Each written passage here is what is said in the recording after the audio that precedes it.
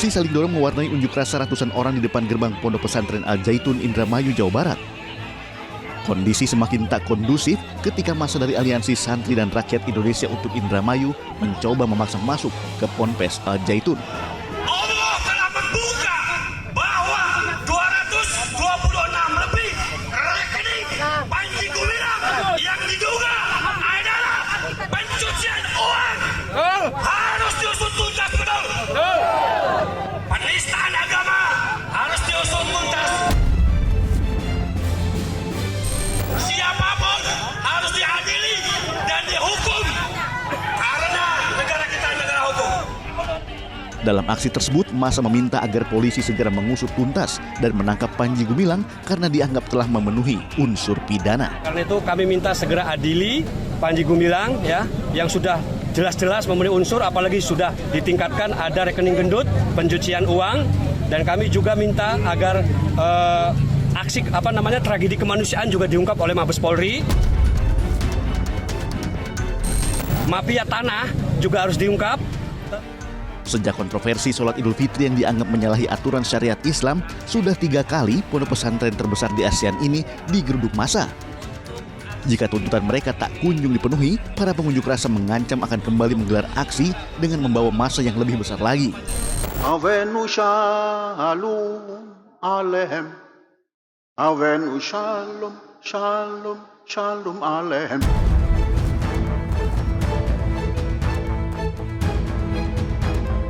Sementara itu, Menko Polhukam Mahfud MD menyebut saat ini pemerintah tengah fokus pada kasus temuan ratusan rekening pribadi milik Panji Gumilang. Sedangkan terkait hubungan Al Zaitun dengan negara Islam Indonesia akan diserahkan pada Badan Nasional Penanggulangan Teroris.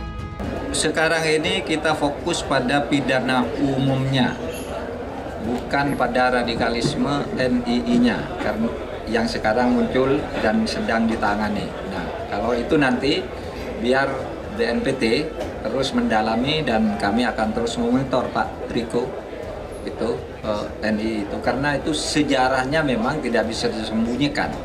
Dulu ya, itu munculnya itu dari ide kompartemen 9 NII.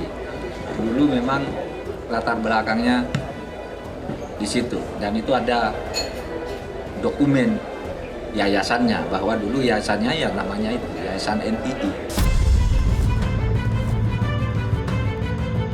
Hingga kini, pemerintah tidak akan membubarkan pondok pesantren Al Zaitun. Secara spesifik juga kita tidak membahas Zaitun itu dibubarkan apa kalau terjadi.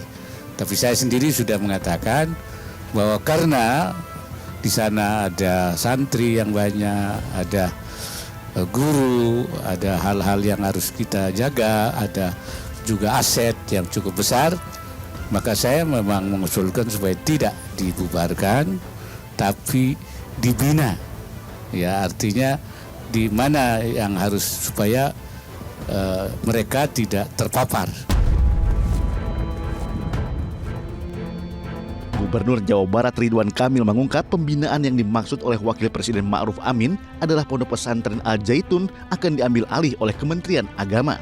Disebut akan dibina itu artinya akan diambil alih oleh Kemenak, hanya butuh waktu. Untuk mengurus 7.000-an siswa itu tidak sesederhana itu kan. Gurunya dari mana, ya, kualifikasinya apa, kurikulum. Makanya rentang waktu pembinaan dan pengambil alihan itu selama PPDB ini, sehingga pada saat masuk sekolah, minggu masuk sekolah itu urusan Al Zaitun sudah. Belakangan, Panji Gumilang dan Al Zaitun dikaitkan dengan negara Islam Indonesia bentukan Kartosuwiryo. Hal tersebut juga dikonfirmasi oleh mantan anggota NII, Sukanto. Sukanto menyebut saat ini Panji Gumilang merupakan orang nomor 1 di NII dan memiliki pengaruh cukup besar. Ya, beliau adalah bukan lagi tokoh ya, sentral pergerakan NII di bawah kepemimpinannya, yang memiliki kapasitas sebagai pemimpin NII, guru spiritual, pemimpin yayasan, pemimpin Al Zaitun. Jadi yang membuat fatwa dalam semua kegiatan di NII, baik di dalam NII maupun di Al Zaitun. Jadi dalam skala tertinggi ya Panji Gumilang itu paling tinggi dalam NII maupun di Al Zaitun. Negara Islam Indonesia pertama kali dideklarasikan oleh Sekar Maji Marijan Kartosuwiryo pada 7 Agustus 1949 di Desa Cisayong, Tasikmalaya, Jawa Barat. Negara Islam Indonesia dibentuk dengan organisasi utama Darul Islam dan tentaranya dikenal dengan nama Tentara Islam Indonesia. Kartosuwiryo memimpin pemberontakan Darul Islam melawan pemerintahan Indonesia demi bisa mendirikan negara Islam Indonesia berdasarkan hukum syariah dan mengamalkan Al-Quran. Gerakan perlawanan yang dilakukan Kartosuwiryo juga mendapatkan dukungan dari sejumlah tokoh di beberapa daerah. Di Jawa Tengah, Amir Fatah yang sebelumnya merupakan pimpinan Ormas Laskar Hizbullah Fisabilillah di daerah Besuki, Situbondo, Jawa Timur, mendeklarasikan berdirinya negara Islam Indonesia bagian dari DITII Kartosuwiryo pada tahun 1950. Gerakan DITII juga tercatat muncul di Kalimantan Selatan pada Oktober 1950 dipimpin oleh Ibnu Hajar, seorang mantan Letnan II TNI yang berkhianat pada Republik. Selanjutnya pada 7 Agustus 1953, Kahar Muzakar, pejabat wakil Panglima Tentara dan Teritorium 7 membelot. Kahar bergabung dengan gerakan DITII mendirikan Republik Persatuan Islam Indonesia atau RPII di Sulawesi Selatan. Selanjutnya pada 20 September 1953, tokoh ulama dan bekas gubernur militer Daud Bereh memproklamasikan Aceh sebagai bagian negara Islam Indonesia di bawah pimpinan Imam Kartosuwiryo.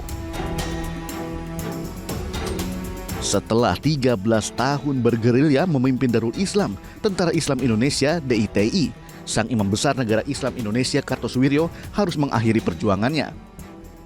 Kartosuwiryo ditangkap oleh Tentara Republik Indonesia di Gunung Geber, Majalaya, Jawa Barat untuk kemudian diadili secara kilat dan dijatuhi hukuman mati.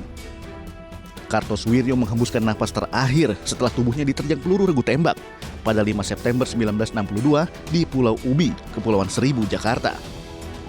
Meski dianggap telah mati, nyatanya hingga kini mimpi Darul Islam untuk mendirikan negara Islam Indonesia masih ada. Apakah mereka berhenti? Saya tidak akan pernah yakin mereka berhenti. Karena mereka sudah establish secara organisasi dan mereka sudah punya program dan orang yang begitu fanatik di dalamnya. Jadi walaupun Panji Gumilang tertangkap, Al Zaitun diurus oleh pemerintah, gerakan ini tidak akan pernah berhenti. Kontroversi penyimpangan Panji Gumilang harus diluruskan. Demikian juga tindak pidananya harus diusut tuntas, agar tidak ada lagi syakwa sangka yang akan memecah belah negara kesatuan Republik Indonesia. Karena apapun dalilnya, pengkhianatan terhadap negara adalah perbuatan tercela dan bisa diancam hukuman mati. Jadi, jangan bilang Anda tidak tahu akan permasalahan ini, karena kami sudah memberitahukannya.